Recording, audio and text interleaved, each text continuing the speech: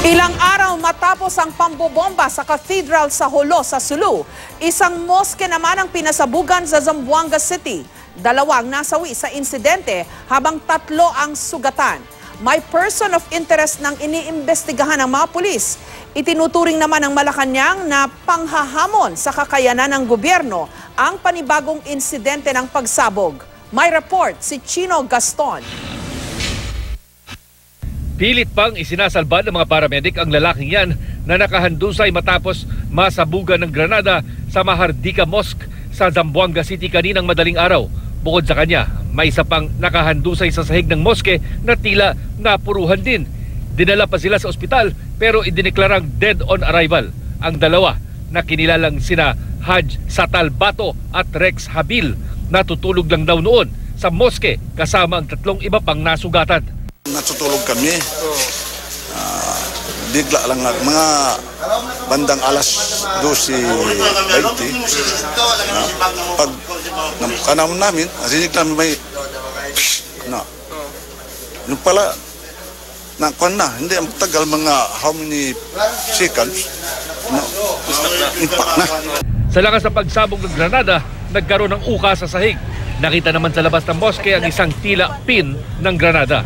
Mga tablig o Islamic preacher daw ang mga biktima na galing sa iba't ibang bahagi ng Basilan. Dumayo lang sila sa lugar para sa aktibidad na bukas pa sana matatapos. Itinuturing ng Malacanang na panghahamon sa kakayanan ng gobyerno na mapanatili ang seguridad sa Mindanao ang panibagong insidenteng ito. Magpapatuloy raw ang mga hakbang para isulong ang pagbabago sa rehiyon sa kabila ng terorismo. Sa paggulong ng investigasyon sa pagsabog, may natukoy na raw na person of interest pero hindi muna pinangalanan ng mga pulis.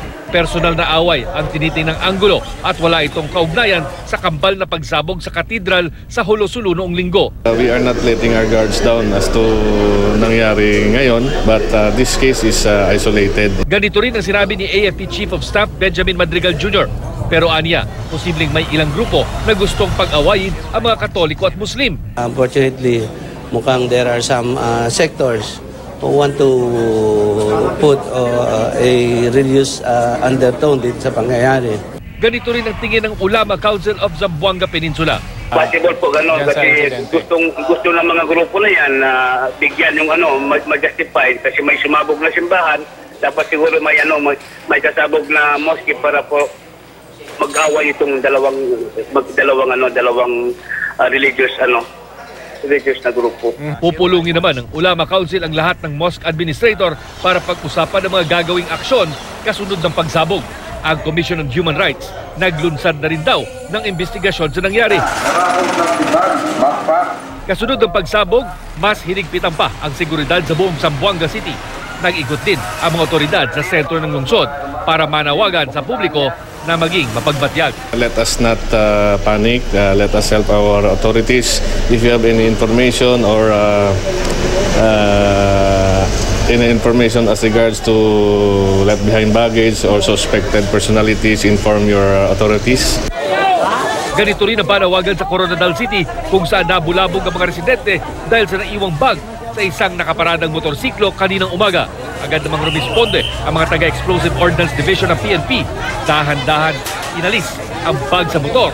Nang buksan, chichirya at damit lang pala ang laman ng bag. Patuloy pa rin pinaiiral ang mahigpit na seguridad sa lungsod. Chino Gaston, GMA News.